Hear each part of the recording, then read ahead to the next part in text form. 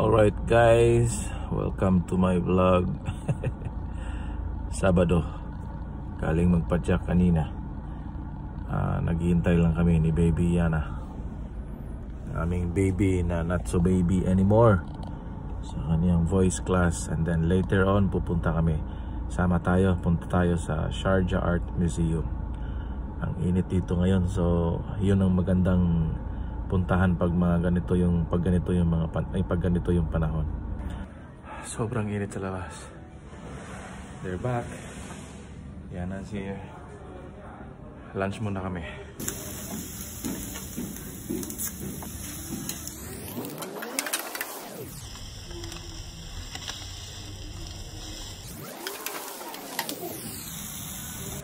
Tapos ito, Sharjah na.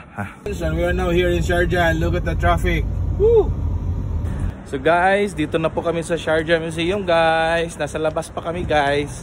Papasok na kami sa loob. Hanap lang namin yung entrance. Right guys? Shout out guys. So ayan na po guys. Ay. Munti ka na akong mahulog guys. Ayan o. Sharjah Art Museum. Papasok na po kami guys. Ay, grabe yung init. Alright. Let's see kung pwede pa mag-video dito.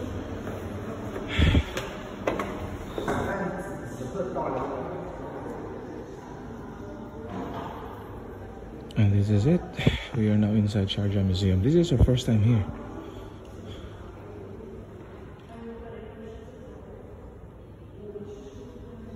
Ganda. Okay, so tignan natin yung mga presyo kung mayroon ba. Oh, so this is not for sale.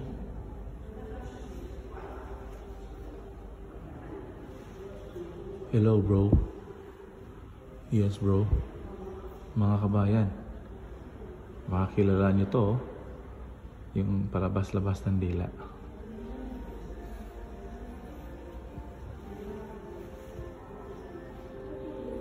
Ganda.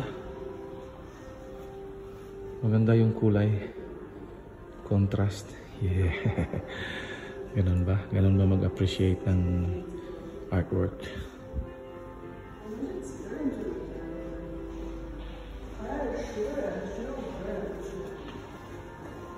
Nice. Hey, madam. So, what can you say about the art displays?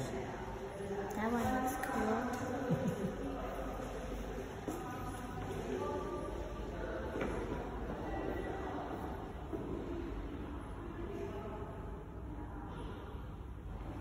So this exhibition is free. I mean, the museum itself, I think it's always free, I think. But kailangan mo pa rin mag-register tsaka mag-book. Libre lang naman. So yun ang kagandahan. May free parking pala. Hanapin nyo lang yung free parking ng museum. So nasa first floor or sa ground floor pa lang kami. Aakyat kami later on. Titignan yung pinaka-exhibit talaga for this week. Ganda. Maganda yung ganitong activity for the kids especially. Diba? Art appreciation. Let's give them time, or let's make time for them to appreciate art. Kasi cellphone na lang ng cellphone, gadget lang ng gadget, internet na lang ng internet, games na lang ng games. Ayan o, BUTTERFLY butterfly, baby Calipiter. Yana used to say Calipiter when she was a baby. Calipiter. Caterpillar. The beautiful Calipiter is now a butterfly. Oh, look at this grandma. Is it a grandma or a granddad? Because it... Okay. So, I thought it's a grandma. It's a man because it has beard. I mean, he has beard. Lalaki pala. Kala ko babae. May artista na lalabas. Sabi ko na nga. May artista, oh.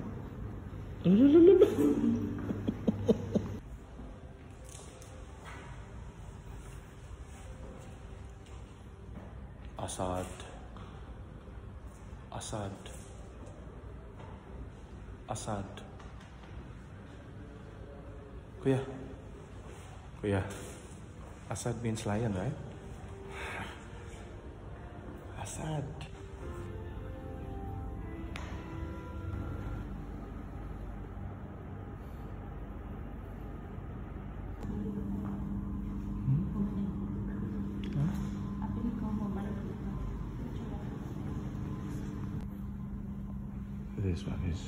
This one is realistic. Realism. I like this one.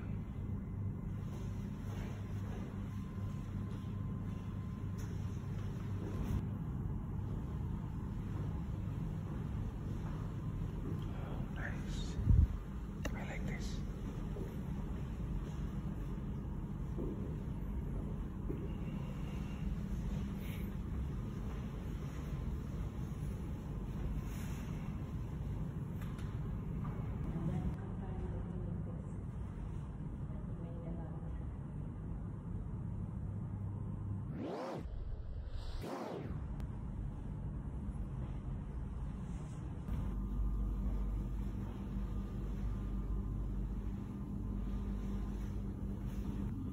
I'm not sure, but when I look at it, it reminds me of Fossil Rock.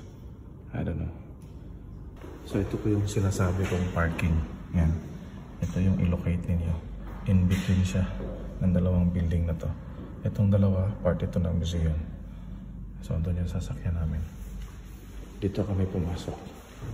Yun po. Doon. Okay? So may free parking dito.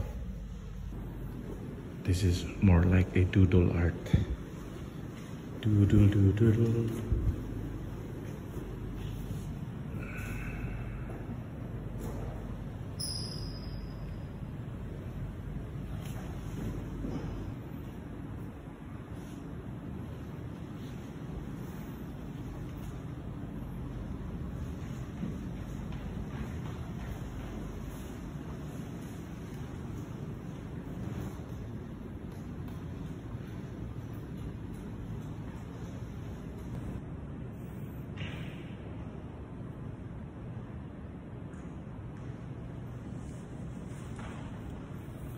Maganda pang cover ng notebook, ano? Maalala niyo, nung high school tayo, pag ganito yung cover ng notebook na bibili natin bago mag-umpisa yung klase, mabenta to.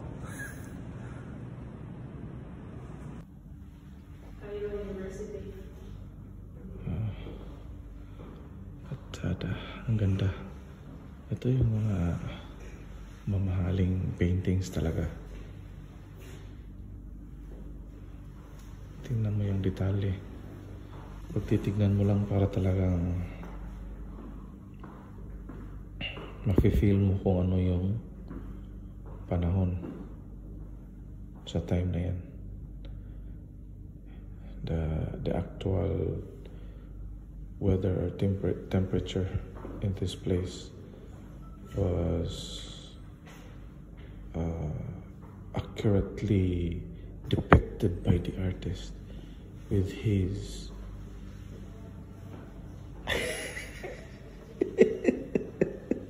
tinawanan ako ng anak ko, with his choice of colors, you know, like that.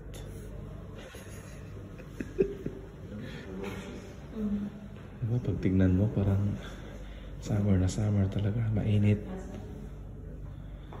Yung parang nag-uusok na sa init yung paligid. Yung hue. Yan ang term ata. Ganda. Pati itong dito. Ito. Ganda. Tsaka ito. Ito pag titignan mo, diba? Yung noo. Tignan mo yung noo niya. Tapos ikumpara mo sa balat dito. So parang natatamaan talaga sa araw. At nangingitim na yung binti niya. Kasi mainit. At kita mo naman, umiinom yung bata. So ganun kainit. Yun ang gustong pakita ng artist na si Charles Michael Maria Verlat, 1824-1890. Wow, galing. I don't know if it's right to call this a brutalist art. Brutalist in the sense that it's depicting crime or war, pain or death. It's a very sad picture or illustration or artwork.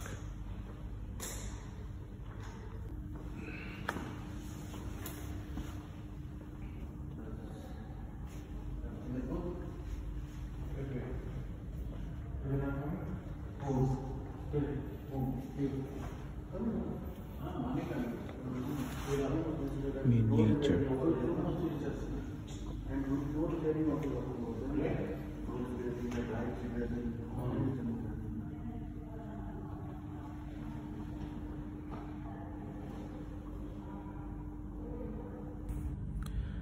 Yun, maganda dito.